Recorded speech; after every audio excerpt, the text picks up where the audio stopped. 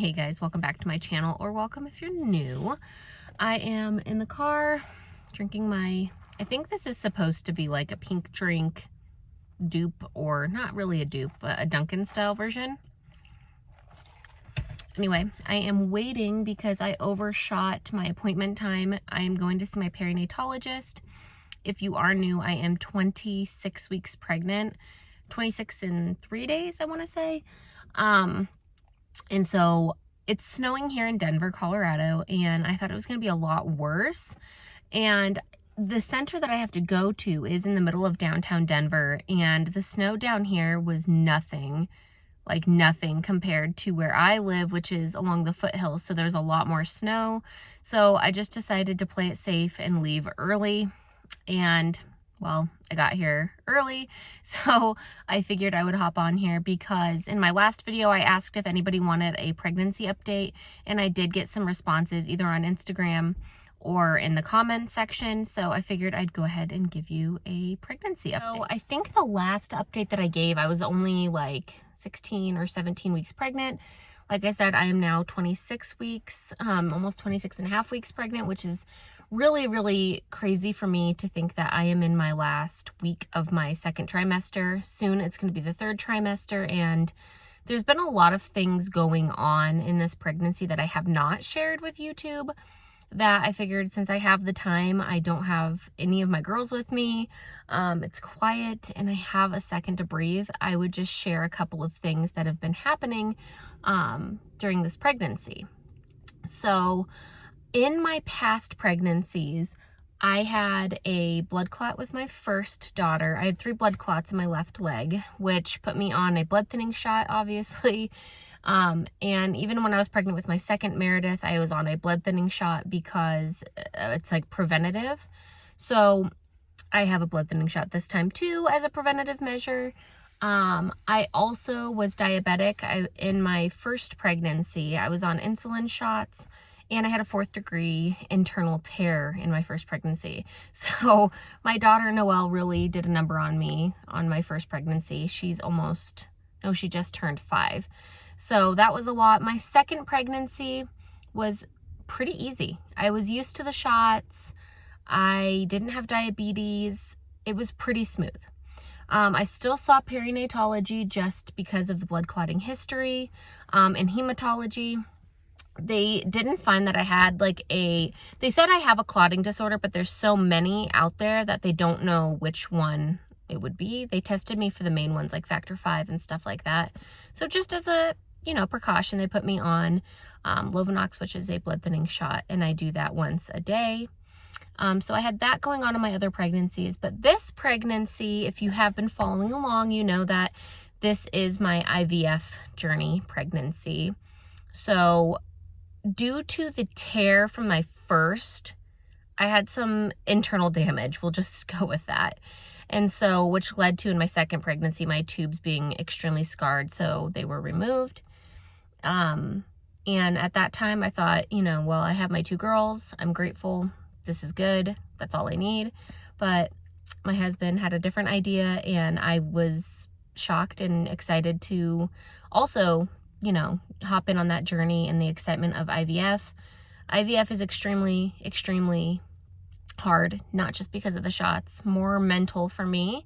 I have some IVF journey videos if you want to check it out. I'll try to leave a tag so you guys can click the playlist for IVF. But you are a warrior if you are going through IVF, or you've gone through IVF, or you're about to, or you're doing it for you're donating your eggs or donating an embryo. You guys are amazing. It is no joke. So anyway, so we were successful with our IVF embryo. It was a frozen thawed embryo transfer, and there's a little boy in me. So there's that. So that automatically puts me at perinatology, which is a high risk doc with a blood clotting disorder, with a diabetic history, etc. So rewind to my anatomy scan at I was almost 21 weeks. So a few weeks, over a month ago, I went in, they did all of the scans, and so forth. I could talk today, sorry. So they did the scan and they found that I had placenta previa, which meant that my entire placenta was covering my cervix. My doctor wasn't really worried at that point because I was going to have a planned cesarean anyway, just because that blood clotting disorder and being on a blood thinner, it's hard to try to get off the blood thinner in time, because if you go into labor, you have to wait because you don't want to like bleed to death. So we were going to have a planned C-section anyway. And also, side note, if you do a C-section, I don't care who you are not taking the easy way out. There's nothing easy about a C-section. You are bringing life into this world and it's hard, but that's a rant for a different day. So my perinatologist said, yeah, you have a placenta previa. There is a chance that your placenta will gradually move up. Worst case scenario, if it doesn't, we will do the cesarean section as early as 35 weeks, depending on if I have any bleeding or anything like that. So I did have a couple of light bleeding spells, but nothing crazy. One time it wasn't even enough to really call them. I wasn't really concerned. And then I went in about 4 weeks ago, and they were a little bit worried about the baby's weight. So now I'm going in every 2 weeks, 3 weeks for growth, anatomy scans, growth scans. As of the other day, he wasn't too far from where he should be. So I'm just wishing and hoping for the best. So we're going to go check little guy to see how he's doing today. Also at my last appointment, they did tell me that my placenta did move up, which turned into just a low-lying placenta and not a complete previa. So that's really, really great. That gives me a lot of hope that my placenta is just going to move out of the way. Just because there are, more risks when your placenta is low-lying or a complete previa. If you've had placenta previa and you've had this whole experience, like leave me a comment down below. It would probably be really comforting for me. But those have been the updates thus far in my pregnancy. I have not really craved anything other than like fresh, like fruits, vegetables. Red meat has really grossed me out. I'm trying to think. Oh, Cakesters, Oreo Cakesters made a comeback after like 10 years. So I went on a pursuit to find those, which I finally found some. So I don't know if that's a craving or just something that I'm like, oh my gosh, I loved these. And it's just like a phase. But that's kind of all that's been going on. I know it's not really that's all, like that's enough.